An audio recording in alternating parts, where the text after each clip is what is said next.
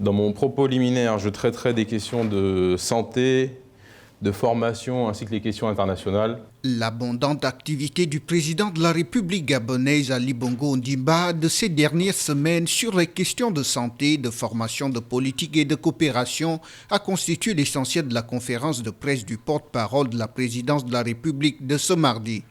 Agir face au virus, cela signifie accélérer sur le front de la campagne de vaccination. Les débuts de cette campagne sont un succès. Nous constatons un fort engouement. À ce jour, 4043 personnes ont déjà reçu leur première dose de vaccin. Aucun effet indésirable n'a été relevé. Nous avons réformé en profondeur le système de formation au Gabon pour donner la priorité à la formation technique professionnelle. L'enseignement technique et professionnel doit devenir la norme au Gabon, comme il est ailleurs dans certains pays dans lesquels cette voie est une réussite.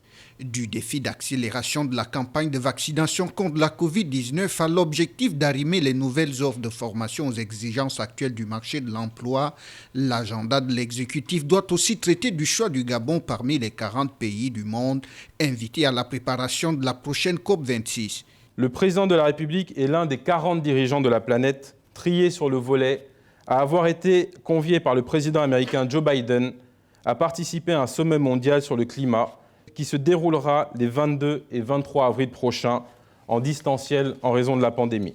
Le porte-parole a surtout rappelé à l'opinion la détermination du chef de l'État à prendre des mesures courageuses et responsables pour un meilleur équilibre politique, économique et social du Gabon face à l'incertitude de la Covid-19.